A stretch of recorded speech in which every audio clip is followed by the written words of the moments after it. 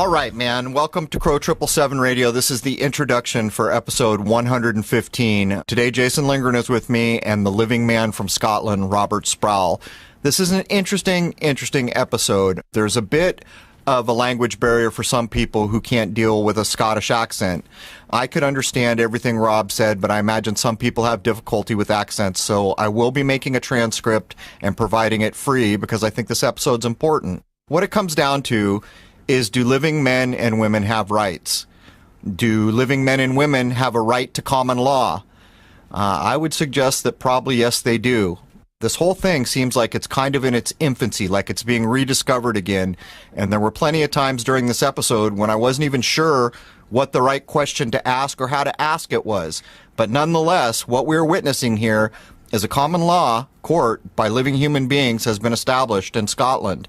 And it's an example. We can look at these things. We can see what the outcomes are. We can see how it's conducted. To me, there is no higher proof than that. So I would urge everyone, go subscribe to Robert Sproul's YouTube channel. It is Rob S. R-O-B, new word, E-S-S. I will put links under the video on YouTube and in the forum over at Crow777 Radio for the membership there.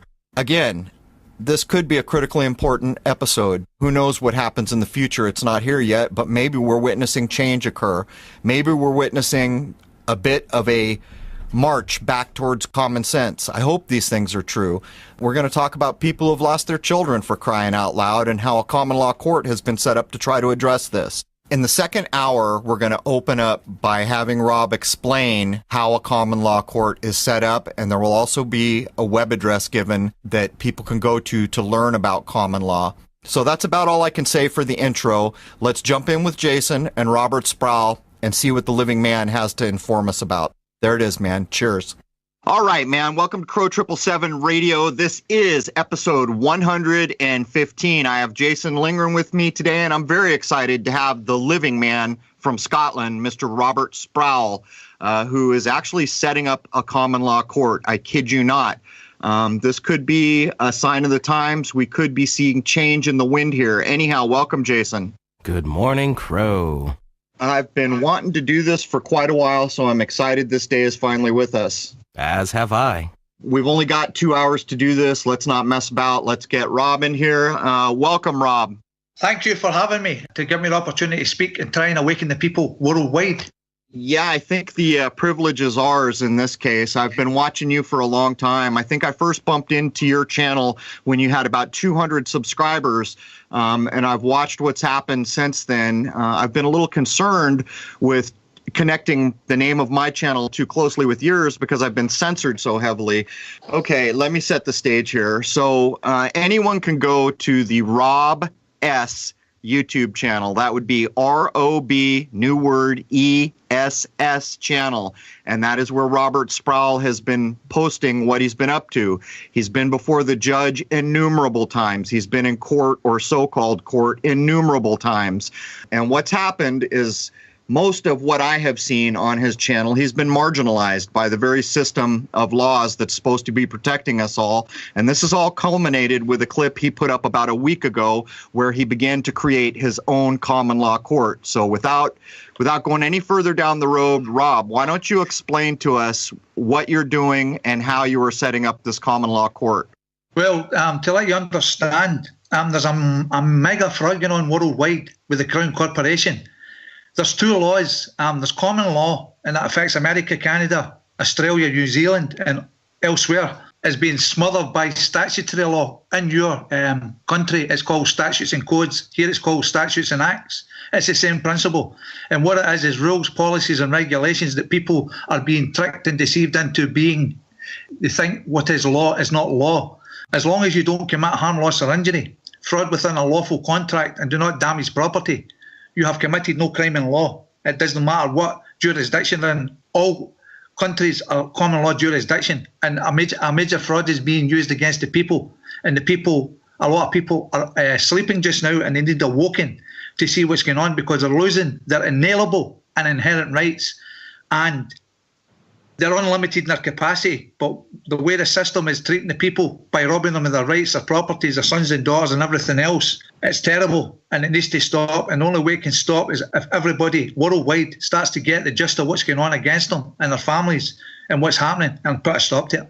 Now, Rob, we did several weeks in a row on the law and the various aspects of it. It sounds like, while we may not have had it 100% correct, that we're onto something, and the things that you are doing are proving that there is something to this challenging of the mainstream notion of what is considered the law, the person versus the man, and all of that, right? That's correct. The problem just now is that people are confused because of the psycho-conditioning process since an early age at school, how they were taught to write their name, how they were educated. People are confused between man, woman and person. So let me verify in private capacity under full liability. You can only be a man or a woman. You cannot be a person because the person is on the document known as what we call here the extract of the birth document. That is a Crown construct. Like in the United Kingdom or Scotland jurisdiction, what it basically is a document with an uppercase letter in the first name, uppercase letter in the second name. That is a fiction. Or the all capital letters in the name. That's a fiction. The families, the mothers and fathers were deceived. They're called informants. And what they actually did, they signed your rights away when you were created because you're a creation.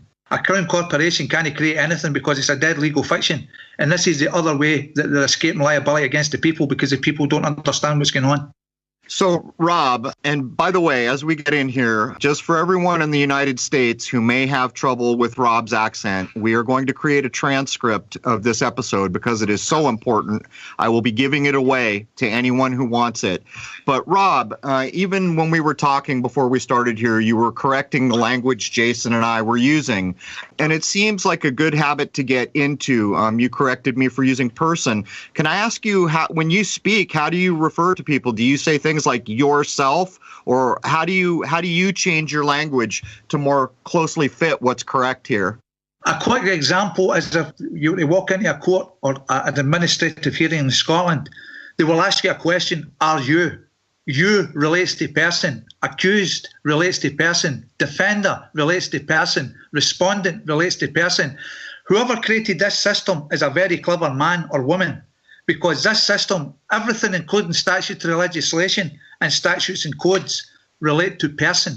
Now, to be clear, right, for anything in statutory legislation to affect a man or a woman, his or her name would have to be expressly written in it. That's why they use person. It's a fraud. So person means corporate identity, right? Yeah, the name is incorporated. A man or woman is unincorporated. You are part of their corporation. When you fill in like we've got a driving license, it tells you that you must fill in black ink. That's a sign of the dead, because the person is dead. When they tell you to use all uppercase letters in that license, that's you creating the fiction. And the trickery is they don't give you full disclosure. So any license, I'm trying to get a remedy on this, is null and void, because there was no full disclosure about the consequences of what happens when you fill that in and what it is.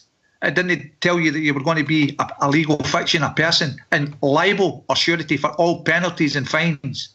So, Rob, this is a very interesting idea to me, because we went at this before when we were doing our previous 4 episodes, trying to get to the bottom of what's going on with law in this world. But basically, when you are born and you get a birth certificate, all these things are going on that you're never informed have happened.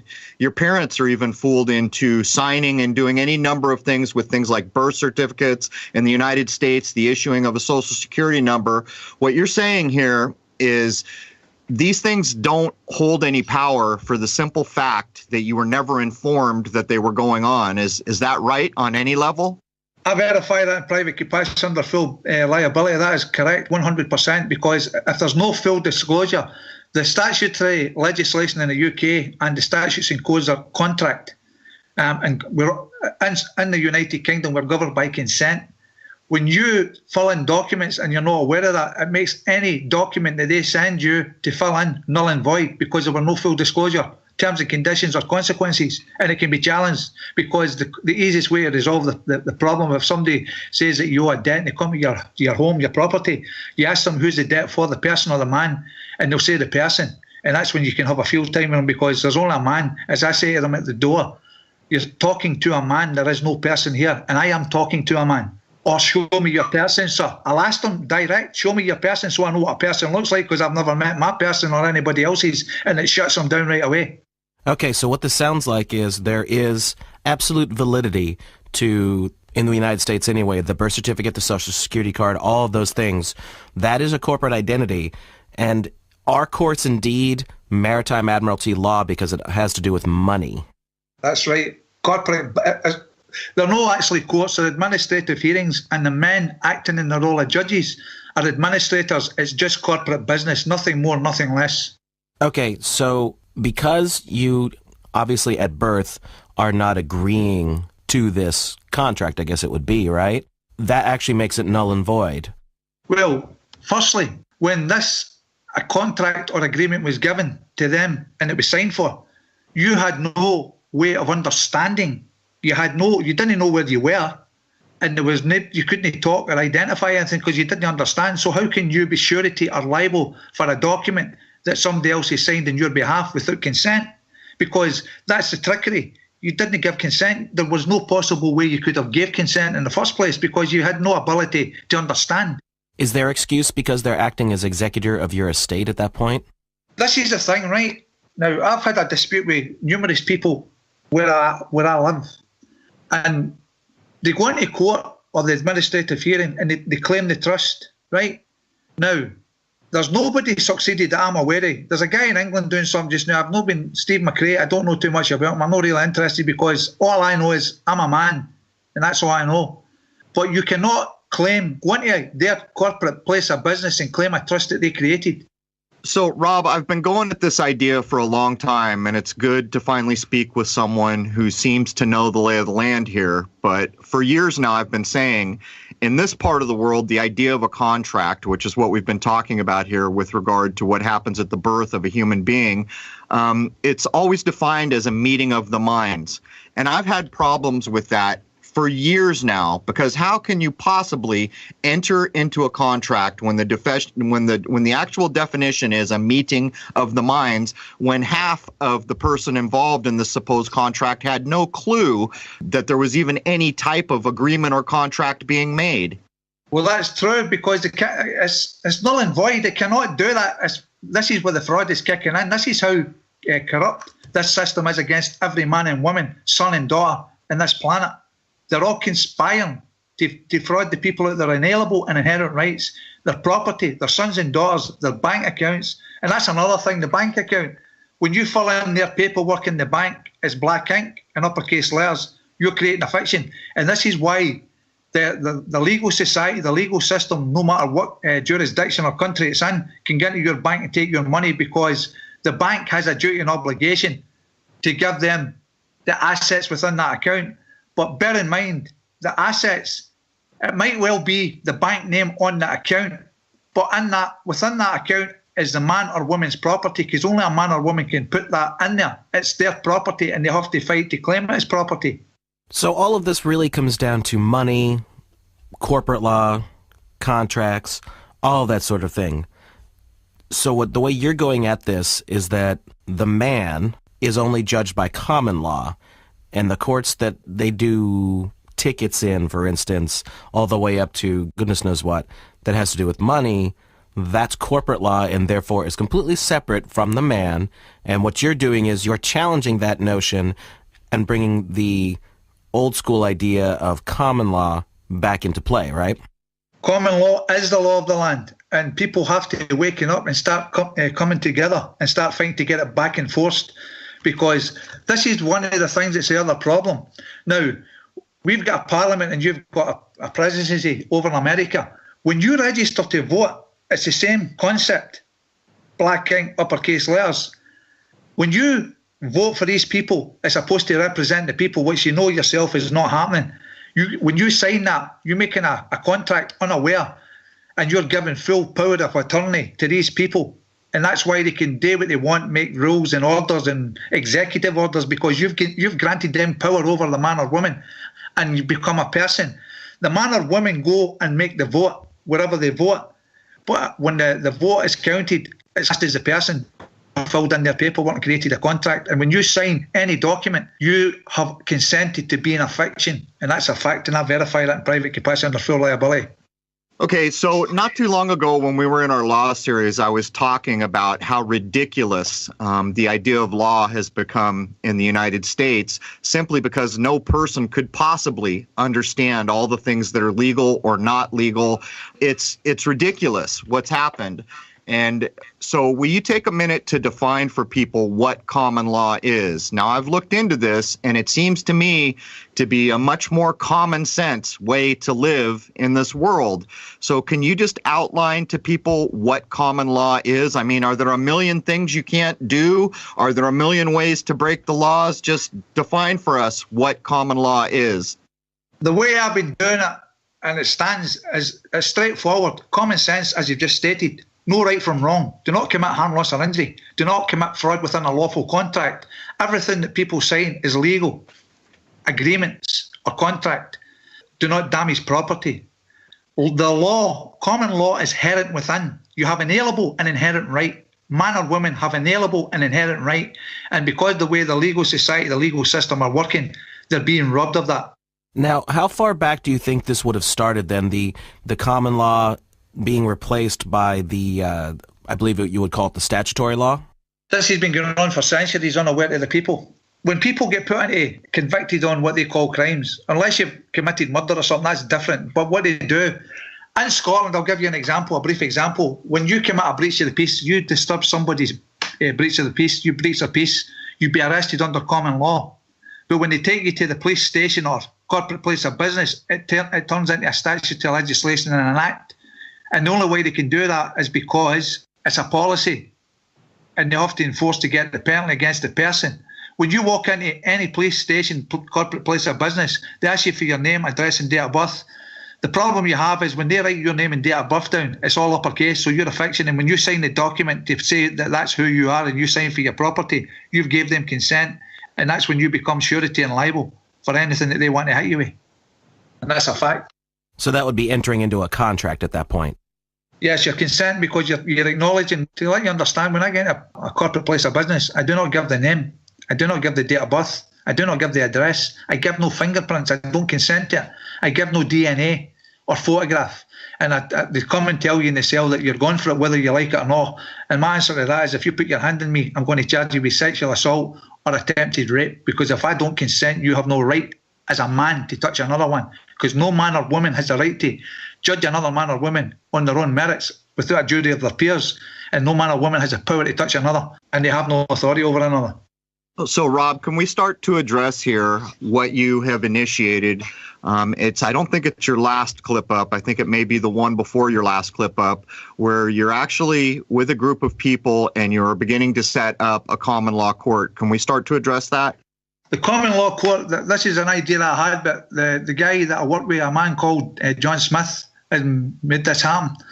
And what it is we get like-minded people together and we set up a venue and we present, there's documents presented with a case. What happens is, if I've got a case for an individual matter, I will present that case and explain it to the jury of my peers. There's 12 in the jury, men and women. We don't know who they are, they just appear and they're picked at random, so there's no any collusion going on, and impartial, transparent and independent. The documents are presented before the jury from the common law court to tell them what the case is basically about, and what actually happens then. The man or woman that's presenting the case has to stand and address the matter in hand, and what happens then is they get another document from one of the court officers. Well, they call them officers. I don't like the word officers, but because that's the way they want to operate, it doesn't matter. You're a man. It doesn't matter what you call yourself. You're still a man.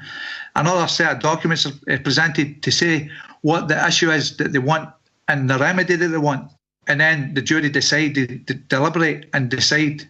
We had a case there last week. There was a guy questioning everything in the jury. It lasted an hour and a half, and the evidence was straightforward. It was just a matter of making a decision, unanimous decision, if that was the case.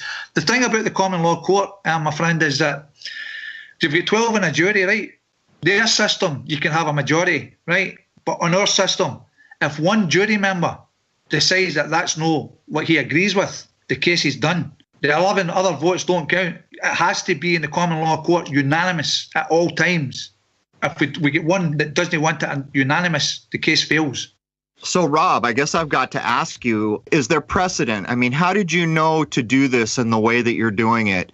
Are there precedents that you know? How did you know what's the correct way to set this up? Well, we know that because everything right now to try and get answers for the people is trial and error. But what we've actually done is I've lodged the court papers in the High Court, Court of Session, one of the highest courts in Scotland. They've ignored them, right? They can't deal with a man. We've lodged them in England, Secretary of State and other places. I've lodged them in the Crown Office that takes the prosecution to take you to trial. And they've panicked as well because I'm claiming in the common law court as well, right? I'll address this in a minute. Everything's straightforward in the common law court. We've issued orders, and I'll give you an example. I got a phone call from John Smith today. Now, a bailiff went round to a man's house to claim a debt, and he was issued with the live birth record and the ownership certificate for the fiction. And the man says to the man that he went to, that doesn't have any standing. That's a nonsense. Keep that. So what we did is we ran a case a way back some time ago, not too far back. And we got a unanimous decision that council tax was unlawful. And what we did is we got the names of the men and women, the individuals that was causing the problems.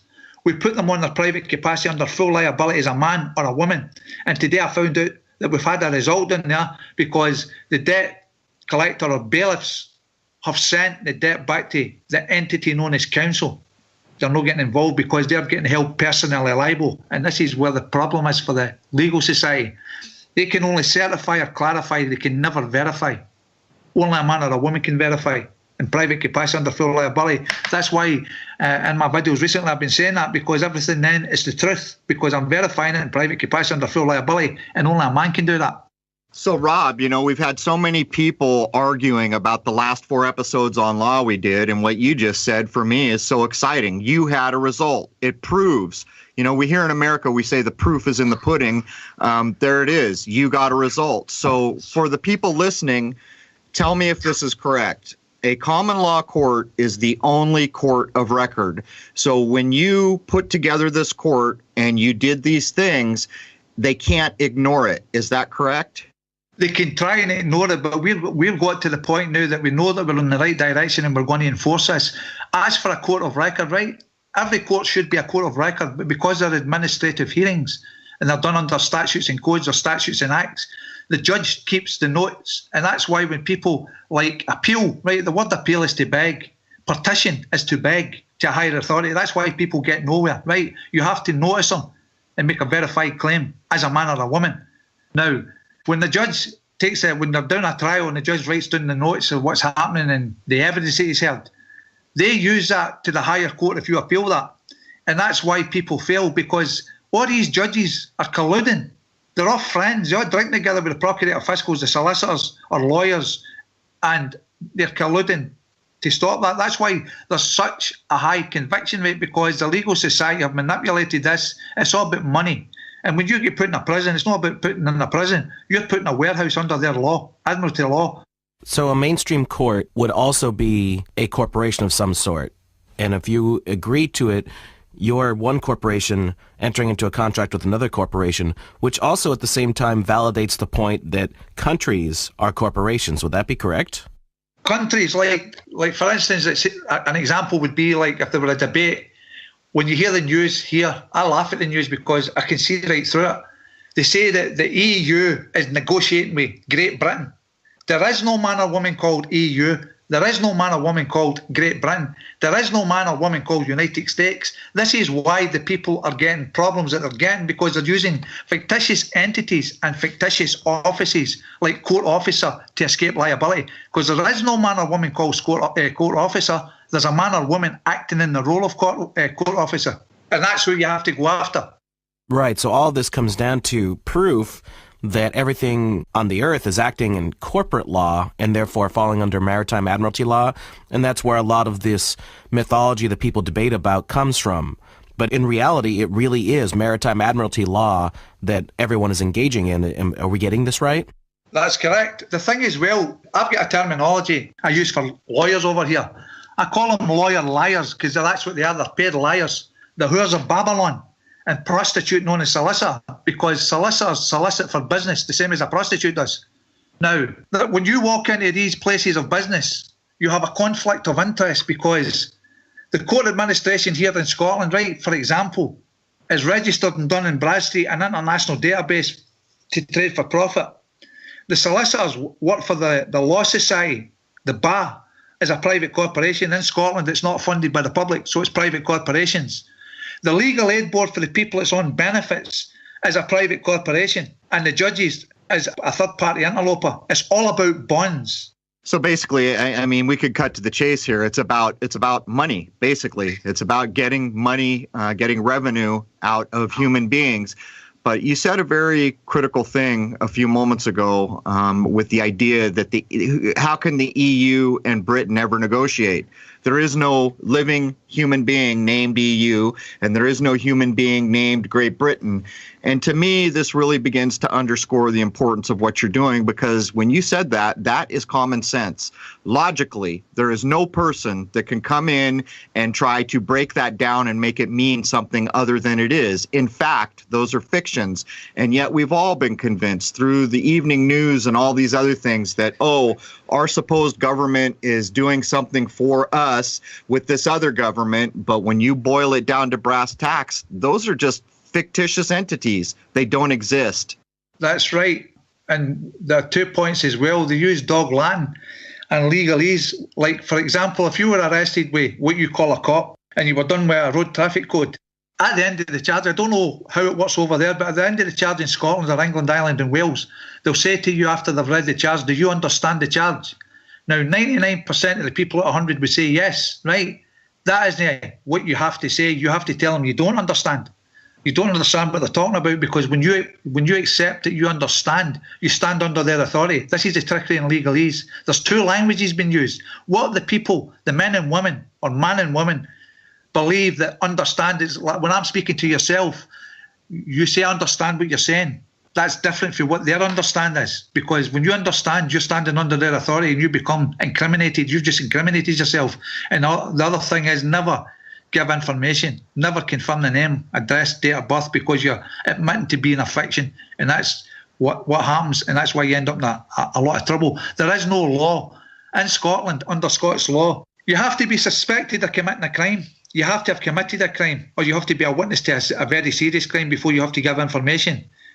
And what I do now is I don't get pulled very often now because I'm causing a shitstorm over here.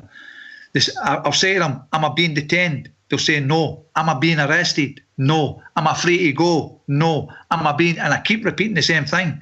But I always ask them, what is your cause in law? There has to be a cause in law. And a Road Traffic Act isn't a cause in law, because there is no injured party, and there is no, unless you've crashed the car into another car, there is no injured party making a claim.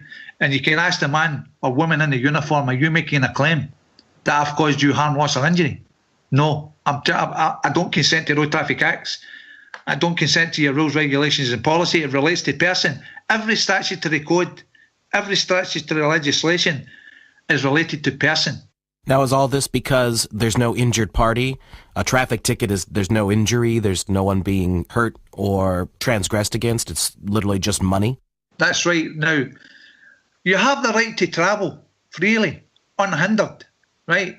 But with their rules, right, I've got a heavy dispute with somebody about this just now, right? With their rules, if you're acting in commerce, you have to have a licence. Under the other option, you don't need a licence because you're travelling from point A to point B. But what happens is, doesn't matter what part of the world it's in, they try to enforce their rules on a man. And what they do is they use extortion. If you don't give us the name, if you don't give us the address, if you don't do what we tell you, you're getting arrested, and then you're getting violently assaulted, because that's what they do. I've seen it here in Scotland. They smash people's windows and pull them out of the car for no reason, because of a road traffic offence, because they'll not say their name. Then That's where the people have to change, because when that happens, you have the right to charge them with endangerment of life or common assault, because that is common assault. No man or woman has the right to smash a window and pull a man out of a car. The other thing as well, right, I'll give you an example and then I'll let you continue, my friend, right? Now, if I was to say to my neighbour, go down the stairs to the other neighbour and give him a good hiding, right? And he went down and done that, right? Then he came back up the stairs and I says to him, now go to your family and give them all a good hiding. The chances would be the man or woman would say no, right? So this is how simple this is. If he's prepared to do it to somebody else and not prepared to do it his own, he knows the right from wrong. And anybody gives an order, right? The order, they get away with the liability. It's the man or woman that carries out the unlawful order. Need it be violence or anything else, it's libel. And this is where people have to understand you can go after them in their private capacity under full liability, because everything's a legal fraud, even include the name. So we started to get into this, Rob, the idea that a human being doesn't require a license as long as they're not engaged in commerce. They could jump in their car and drive. It's traveling. The problem is that here in the United States, if you jump in your car and there's no license plate, or if you're pulled over and you don't have a license, trouble is going to happen, almost certainly. And so as I logically begin to work out what you're bringing to the table here with the common law courts, it almost seems like in some regards, people can begin to stand up for their God-given rights, but without a common law court to back them, it's going to be a difficult time. Am I wrong here? It's going to be difficult. That's why we're pushing. Me and John Smith and other people that's involved in this matter to raise the common law court have put their heads on the chopping block, and we're prepared to go the full distance with us to enforce it. Because these courts, these statutory courts, cannot deal with a man or a woman. They can only deal with a person. And I'll give you an example. A way back, I think it was a couple of years ago, I was in for, I can't remember the offence, it was a minor offence. And the court was filled with people, and there were police constables and or officers, whatever you want to call them, right? And the man says to me, I had a dispute with him on the bench, he says to me, if you are not that person, I am going to issue a warrant for your arrest. And I've looked at him and put my hand in my chin and I say, sir, I don't understand what you're saying, because I am a living man. I am standing talking to a man. Although you're wearing a wig and a robe, you're still a man under that. Acting in the role of sheriff, you're hiding behind a mask. I don't understand what you're saying. So he says to myself, well, I'll make it crystal clear. And I says to him, well, I hope you do make it crystal clear, sir, so I understand. If you're not that person, I am going to arrest you for failure to appear here today. So I snapped my fingers and I had a folder with me. I pulled out the birth document, the birth certificate, and I held it up in front of everybody in the court. Everybody was looking at each other bamboozled. I said, sir, I am the living man, Robert Sproul. I am flesh and blood, living and breathing. This is the fiction, Robert Sproul, the person that you are requiring to appear here today. The person is here. If you're going to issue a warrant for the person, I have it in my hand. Get the police constable to come over and arrest it. The judge got off the bench, walked out with a red face, didn't even adjourn the court. I stood for 10 minutes and I says to the Procurator Fiscal, excuse me, what is happening here? Is this man coming back in here to deal with this matter? And they told me to leave. And I've never heard anything since, because I embarrassed him and made a clown of him on the dock. So it sounds like that the judge actually did know what you were doing, didn't know how to deal with it, knew he was defeated, and just, that was it, walked away. The thing of the matter, right, this is the thing that I want to point out to people, right? People are going to these Mickey Mouse courts, kangaroo, because every time I get into kangaroo court, I'm looking for Skippy the Bush kangaroo, but I never find it, right? People go there in numbers because if they have witnesses, they can hold the judge to account. Because what is happening is writing words and conduct to deceive and defraud. And in any language, that is fraud. And they woefully and deliberately causing harm to a man or a woman, without a shadow of a doubt.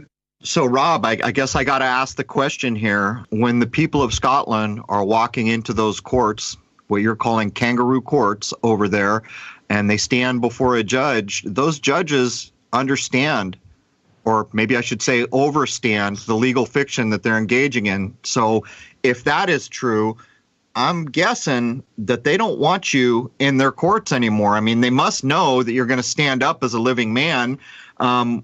So two questions here. Do the judges understand the legal fiction? And now that you are known to stand up against the legal fiction, aren't they doing everything they can to keep you the heck out of their courts?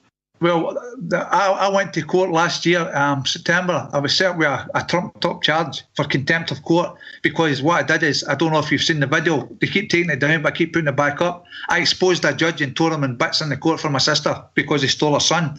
He couldn't have rebut anything. But what he did is when he made his decision, he came back in and convicted myself as a legal person. But we didn't wait in the court. We walked out and ignored him because we weren't accepting his orders. He's also gave an order that I can't lodge papers in the court, but I'm about to challenge that because I got the documents. I think I put the video up today. I think you've seen it because I sent it to you. I think you've seen it. Yes. They 100% know what they're doing, right? The problem they've got, see when they come under pressure for somebody in the dock, as they want to stand as a man, the biggest majority of people will fail because as soon as they threaten them with prison, they bottle it and accept the status as person. You cannot accept the status as person because that's them committing extortion by ways of threats. When you do this, you have to go the full distance, and if they get locked up, so be it. That's the way I see it. If they're going to lock me up, fair dues. Not the first time. Okay, so having followed you for a long time, I understand that in your part of the world there's a huge issue with what we here in America we would call it social services. I'm not sure what you call it in your part of the world, but they come and they take children for this reason or that reason. So let me ask you, if that happens to a person and then you convene a common law court with a 12-member jury and they unanimously find that the law has been broken, at that point, how do you enforce the findings of your common law court? That's a very interesting point you've brought up because we just done a court last Sunday in Dundee, and it was about a family case. There's no lawful reason for them to have her son. And what we've done is the orders have already been issued to 4 social workers. Also, the chief executive, the man or woman acting in the role of chief executive has been put on notice that they're personally liable. Myself, I don't like using that word, myself, John Smith and others are going to enforce this on Tuesday.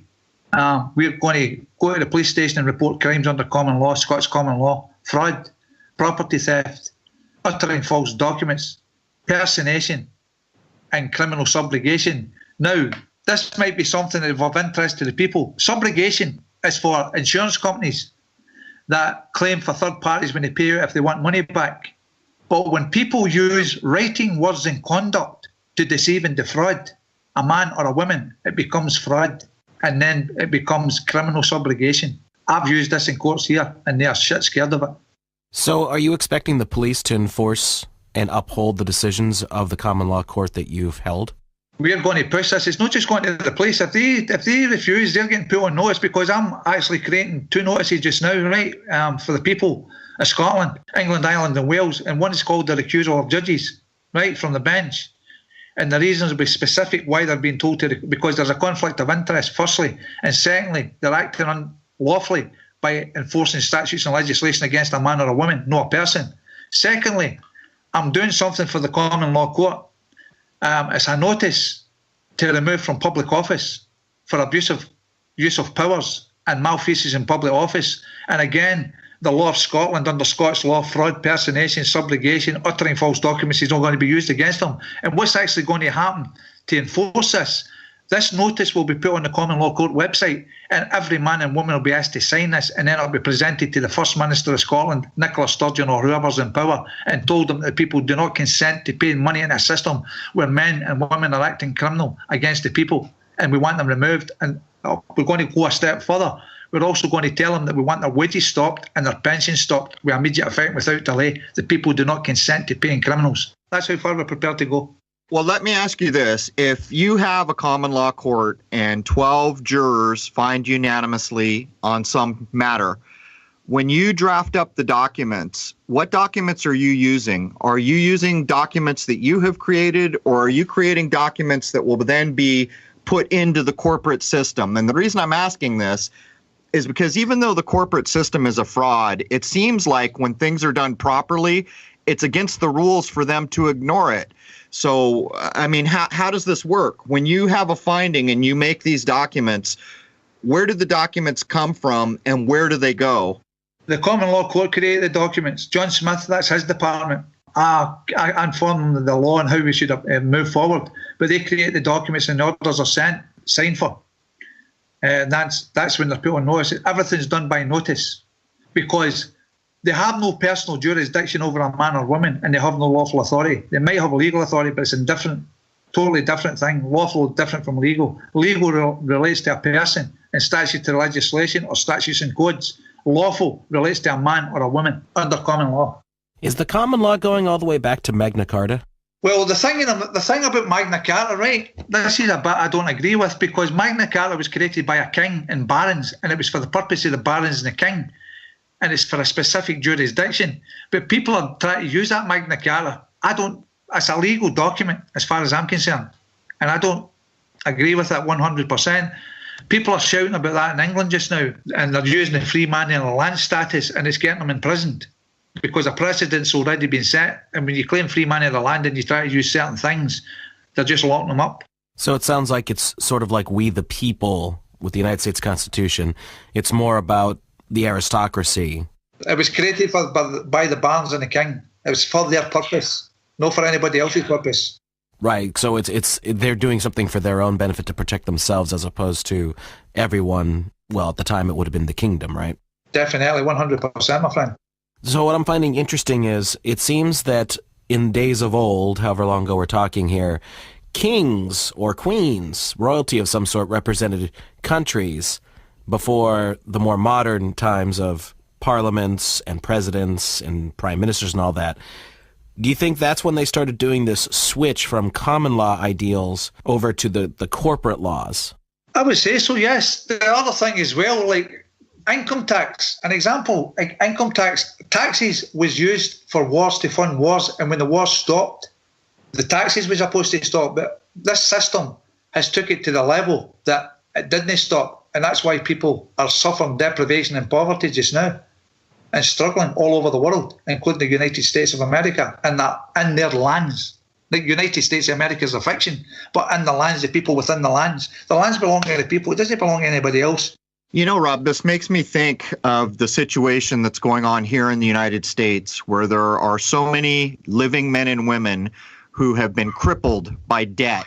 They owe the tax man. They owe on their house. They owe on the university they went to. And what's even worse is medical bills. Medical care has gotten so terrible here that a person who goes to the hospital with a serious problem can incur many thousands or hundreds of thousands of dollars in debt. But the irony here is all that debt belongs to the straw man, doesn't it? Exactly. The fiction, right? Everything. Like an example is, when a man or woman goes to have a minor operation, it's only the man or woman that can be operated on. But when you fill in their paperwork and sign documents, you create a fiction, and this is where the deception is. Because the taxes that the people pay and everything else that they pay is paid for this. It's like in Scotland, when we get into these courts, we try to lodge a court case, they want to charge you a fee. Now, why are they charging you a fee? Because the court's already paid for. The people have paid for the building, and the people are paying their wages. So why have they got to pay a fee? They're actually getting their cake and eating it, and the people don't see this. You're paying for justice, and you're not getting justice because everything's gone ruled against the man or the woman. They're not interested because they cannot deal with a man or a woman. They can only deal with the legal fiction, the person. So what I've been trying to figure out here, and the reason why I brought up about the royalty of old, that would have been a man or a woman, say the king or queen of England going against the king or queen of France. That's a person against a person representing the country. It seems that around the turn of the 20th century, right when motor vehicles actually started becoming a common thing, this is when everything really started to become solidified under maritime admiralty law on an individual basis. For instance, you never heard of someone riding a horse down the road needing a license to ride the horse. But of course the horses were replaced with the horseless carriage that is the automobile. And then all of a sudden you start having all this nonsense about, well, you need licenses, insurances, and all that sort of thing. It seems like the 20th century is really when they started putting this noose around our neck in a paper sort of way, right? That's correct, yes, that's what it is. It's just total fraudulent actions against a man or woman. It's all corporations that's running and destroying our lands worldwide and destroying the people. Deprivation and poverty, and the chemtrails, they're using them to there's a thing, I don't know, I've not paid too much attention, I need to look in it. Agenda 21, depopulation. This is what this is all about. Now you're really widening out the topic, because this truly is going to feed into the idea that people need to get through their heads, that if you don't stand up and stand up for what you think is correct, then by the people who run this place, that is taken as your permission. And I think chemtrails is a prime example of that. I have personally put up clips saying, I do not agree, I do not submit, I am against all these types of ideas. But Rob, to pull it back for a minute, when people get a license, like here in the United States, if we want to drive a car, we need a license, we need a registration, we need insurance. Each of these words, everyone listening could go look up, say in Black's Law Dictionary, what each of these words mean and find out they don't mean what they think it means. Is that correct? That's correct, because it's all legalese. Technically, there's two languages being used, legalese and not the common language, but they're using a language against us that we don't understand and trickness. And that's why people have to research and do things. Like insurance, right? I don't mind, to be truthful, paying insurance, right? Because in my eyes, right, until we get an answer to this, you have to be able to compensate somebody in case you cause them harm. If you have no insurance, that's terrible, right? But I'm working on stuff with other people. It's a big challenge. Like when I started this 7.5 years ago, I didn't attack just one part of the system. I've took on the whole of the system in the whole of Scotland. And of course, total chaos. Because when you're right, when you believe you're right and you know you're right, it's right. And that's the way to go. And if it means getting locked up in the process for short periods of time, so because I believe I'm right. And I can prove it. Well, a license would basically be permission from the government to do something that is otherwise illegal. But again, this goes back to the concept that that's over the person, not over the man. For instance, let's take a license to drive.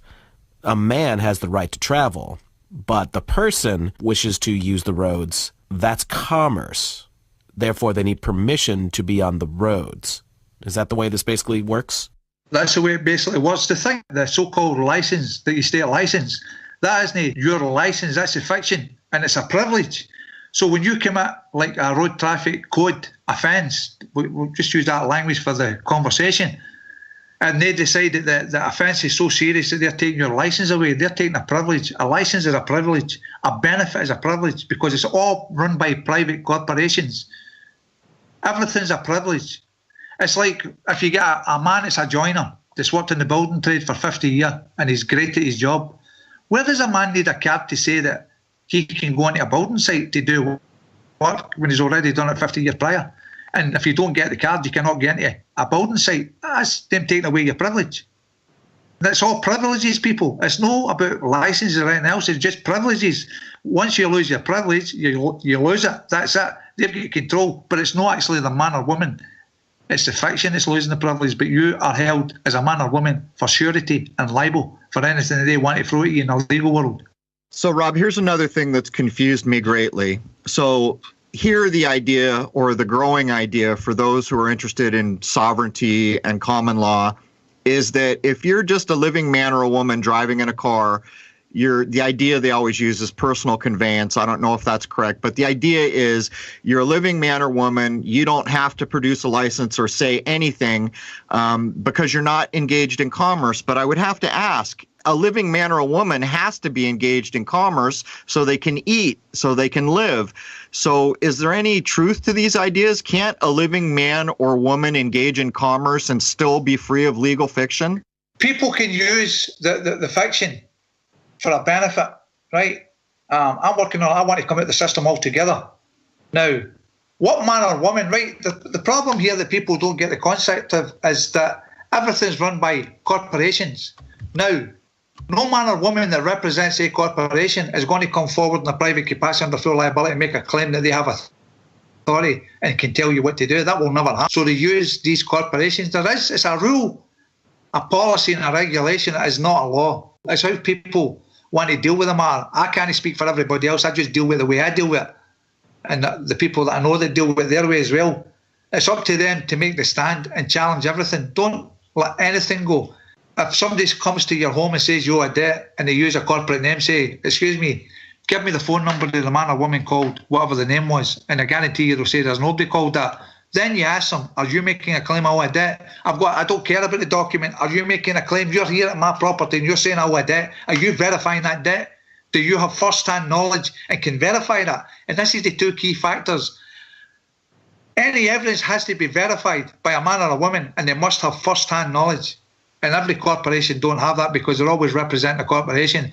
If it's like, for instance, the Bank of the United States of America taking somebody to court for a debt, the lawyer liar would say, the Bank of the United States, well, I did it here in Scotland with the Scottish Sheriff Court. I told him it was a Clydesdale Bank, says that the lawyer says that they owed a debt, and I asked the woman at the other side of the table, you making a claim that this man owes a debt? And she says, no, the Clydesdale Bank is. So I turned around to the judge and asked him to cite the Clydesdale Bank, and I asked him, is there a man or woman called Clydesdale Bank? And he says to me, don't talk nonsense. I said, well, I require you to summon the bank to give evidence in the case get dropped. All right, Rob. Well, we're coming close to the top of the first hour here. So we're going to get ready to regroup. We'll take about 5 or 10 minutes off and regroup to come back and start the second hour. But for all the listeners, through the 4-part law series that Jason and I did, what we found was we looked for people who seemed knowledgeable. We brought them on, and immediately there were endless people who wanted to come and say, that person's wrong. It's really this way. It's really that way. And what Jason and I began to recognize is it really didn't matter what anyone said, whether it was right or whether it was wrong. It was going to get challenged dependent on the way that the people had been taught themselves. That is why this episode is so critically important. In fact, the proof is in the pudding. In fact, what we are witnessing here is a common law court being brought together, a court of record to combat the legal fiction that was the basis for all of the law shows. Now, when we come back in the second hour, we're going to get heavy into, I guess, what I'll call remedy. I don't know if that's the right word even anymore. I'm sitting here speaking, trying not to say the word person or that I understand something. These old habits are going to die hard, but we all need to start thinking in a common sense way. The remedies that we're going to offer are plain on the face of it. In fact, do we have the right to common law? In fact, can we implement these things if we're tired of being pushed around and fined and jailed and pulled over and all these nonsensical things that happen? Anyhow, that brings the first hour of episode 115 to a close. At the posting of this episode, there will be 115 free hours of content on Crrow777Radio.com. You do not need a login. I hope to see you all over for the second hour, and I will be making a transcript of this episode for free, available to anybody. There it is, man. Cheers.